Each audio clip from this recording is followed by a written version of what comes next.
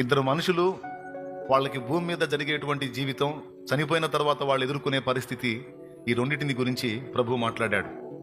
మొట్టమొదటి సంగతి ఏంటంటే ధనవంతుడు వాని యొక్క భోగాలు. రెండవ సంగతి ఏంటంటే దరిద్రుడు వాని యొక్క దైన్య స్థితి లేదా దీనస్థితి. భూమి మీద లాజర్ను చూసినప్పుడు లాజరు ఐశ్వర్యవంతుడని ఎవడు అనుకోడు. లాజర్ను చూసినప్పుడు ఎవరికైనా బాధ కలిగిద్ది, ఎందుకంటే దరిద్రుడు అని డైరెక్ట్గా చెప్పేశాడు బైబిల్లో. ధనవంతుడిని చూసి నాకు తెలిసి జనం అనుకునే మాట ఏంటో తెలుసా? చాలా గొప్పోడు, చాలా మంచోడు, అదృష్టవంతుడు. ఎందుకంటే అష్టభోగాలు ఉన్నాయి అతనికి. తినడానికి తిండి, కట్టడానికి బట్ట, అనుభవించడానికి రాజభోగాలన్నీ ఉన్నాయి. ఊదారంగు వస్త్రం అప్పట్లో రాజులు ధరించేవాళ్ళు. ఒక రకంగా చెప్పాలంటే వీడు ఒక రాజుకు తగినంత ఐశ్వర్యం కలిగినటువంటి వాడి ధనవంతుడు. చాలా జంజావృతంగా తన జీవితాన్ని గడుపుతూ ఉన్నాడు. అయితే వీనికి అష్టైశ్వర్యాలు ఉన్నాయి, కానీ వీనికి ఏం లేదు అంటే సాటి మనిషి మీద కనికరం చూపేటువంటి మనస్సు లేదు, ప్రేమ లేని వ్యక్తి అని ఎలా అర్థమైందంటే, ఈ దరిద్రుడైన లాజరు వాని ఇంటి వాకిటి దగ్గర పడున్నాడు. వాళ్ళు తిన్న తర్వాత సహజంగా మనం భోంచేస్తాం. భోంచేసిన తర్వాత కొన్ని మిగిలిన పదార్థాలు ఉంటాయి, అవన్నీ తీసి మనోళ్ళు బయట పడేస్తారా లేదా? చెత్త కుప్పలో పడేస్తారు. నాకు తెలిసి ఇంటి వాకిటి దగ్గర వాళ్ళు చెత్తను ఊడ్చేటువంటి ప్రదేశంలో ఈ లాజరు పడున్నాడు. వాని భోజన బల్ల దగ్గర అయితే లాజర్ని కూర్చొని, ఎందుకంటే లాజరు జబ్బుతో ఉన్నాడు మరియు దరిద్రుడు, అతనికి ఏమీ కాడు. కాబట్టి అతన్ని ఎక్కడ ఉంచుతారు? ఒకవేళ ఉంచితే ఇంటి బయట వాళ్ళు చెత్త పడేసే దగ్గర ఇతన్ని ఉంచుతారు, ఉండనిస్తారు. పాపం చాలా రోజుల నుంచి ఆశతో ఎదురు చూస్తూ ఉన్నాడు.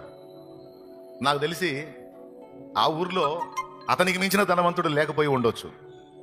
ఎందుకంటే ఒకవేళ అతనికి మించిన ధనవంతులు ఇంకా ఎవరైనా ఉంటే వాళ్ళ ఇంటి దగ్గర కాచుకునేవాడు లాజరు. కానీ ఇంత మాత్రం ధనవంతులు ఎవరూ లేరు. వాని ఆశ ఏంటంటే, లాజరు ఆశ ఆ ఇంటి దగ్గర కాచుకుంటే బాగా డబ్బున్నోళ్ళు, బాగా ధనవంతులు కాబట్టి తిన్న పదార్థాలు తినగా మిగిలినవి బయటికి ఊడుస్తారు. ఆ ఊడ్చిన వాటిలో రొట్టె ముక్కలు ఏదైనా దొరికితే తిని బతుకుదాం అనుకున్నాడు. కానీ అక్కడ ఏం రాస్తుందంటే, ఆకలి తీర్చుకొన గోరెను అని రాస్తుంది, కానీ తిని ఆకలి తీర్చుకొనేను అని రాయలా. అంటే నాకు తెలిసి లోపల తిన్న వాటిల్లో ఏ ముక్క కూడా బయటికి రాలా. వాళ్ళ తిండి, వాళ్ళ సంతోషం, వాళ్ళ ఆనందం, వాళ్ళ భోగాలు, వాళ్ళ సరదాలు, వాళ్ళ సంతోషాలు, వాళ్ళ విలాసాలు, ఒక రేంజ్లో ఉన్నారు వాళ్ళు. అయితే వాళ్ళు ఈ భూమి మీద జీవించే తాత్కాలిక జీవితాన్ని చూసుకుంటున్నారు, కానీ ఈ జీవితానికి ఒక ముగింపు ఉంది. ఈ భోగాలన్నీ ఆట్యకాలం కొనసాగవు, వీటికి ఒక ముగింపు ఉంటుంది, తర్వాత మళ్ళీ ఇంకొక భాగంలోకి వెళ్ళిపోవాల్సి ఉంటుంది అన్న ఆలోచన వాళ్ళు చేయలే. వాళ్ళ మనసులో మన ఇష్టం, మనకు సమృద్ధి ఉంది, తినొచ్చు, తాగొచ్చు, ఆనందించవచ్చు, సంతోషించవచ్చు. ఎందుకంటే వాడు డబ్బును ఆధారం చేసుకున్నాడు. ఏం ఆధారం చేసుకున్నాడు? డబ్బును ఆధారం చేసుకున్నాడు. మరి వాళ్ళ తాత సంపాదించాడో, వాళ్ళ అయ్య సంపాదించాడో, మరి వీడు సంపాదించాడో, మొత్తానికి పెద్ద కుప్పే వేశారు. చిన్న కుప్ప కాదు, పెద్ద కుప్ప వేశారు. వేసి ఆ కుప్పను ఆధారం చూసుకొని రోగం వస్తే వైద్యునికి అవసరమైతే లక్షలు పడేసైనా సరే బాగు చేయించుకోవచ్చు, ప్రాబ్లం లేదు అని. డబ్బు ఒక్కటి ఉంటే చాలు, రోగానికి మందు వచ్చిద్ది, కావాల్సిన భోగాలు వస్తాయి, మంచి పౌష్టికాహారం వచ్చిద్ది, అన్నీ వస్తాయి. కాబట్టి మనకి డబ్బు కేంద్రం, డబ్బు ప్రధానమని డబ్బును ఆధారం చేసుకుని వీడు బ్రతికాడు. ఇక లాజరు విషయానికి వచ్చేటప్పటికి లాజరుకి ఏం ఫుడ్ దొరకలా ఇంట్లో నుంచి.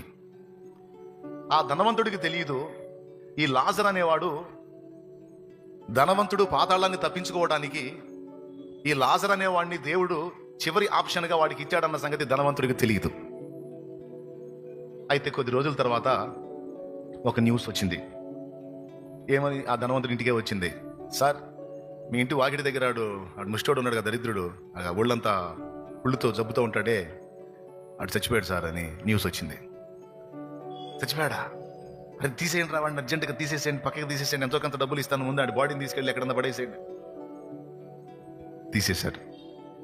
లాజరుకి ఆశించాడు, వాడి దగ్గర నుంచి ఏం అందలేదు. తర్వాత చచ్చిపోయాడు. చనిపోయినటువంటి డెడ్ బాడీని ఏ టైప్లో తీసుంటారో ఊహించవచ్చు మనం. ఎవరూ లేనటువంటి నిర్భాగ్యుణ్ణి ఏ విధంగా తీస్తారో మీకు తెలుసు. ముక్కులకు బట్టలు అడ్డం పెట్టుకొని ఒళ్ళంతా కుళ్ళిపోయి ఉన్నది కనుక బతికున్నప్పుడే కుక్కలు వచ్చి కురుపులు నాకినాయంటే అంత దుర్భరావస్థలో ఉన్నాడు ఆ లాజరు. కానీ దేవుని దృష్టిలో ధనవంతుడేమో దరిద్రుడిగా ఉన్నాడు, దరిద్రుడై ఇంత దుర్భర స్థితిలో ఉన్నటువంటి లాజరేమో ధనవంతుడిగా, ఐశ్వర్యవంతుడిగా ఉన్నాడు.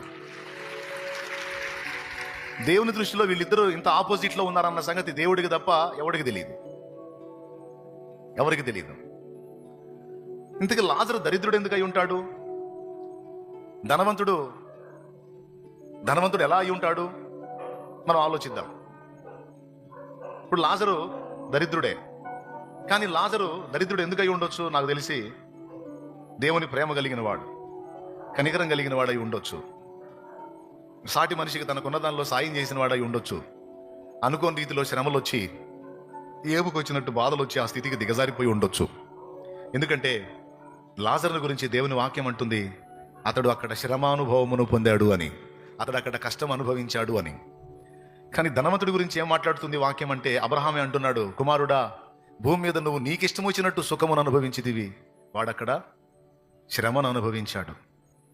ఇక్కడ శ్రమను అనుభవించిన వాళ్ళందరూ, వినండి బాగా, శ్రమను అనుభవించిన వాళ్ళందరూ అబ్రహాం రొమ్మును ఆనుకున్న కొనిపోబడతారా?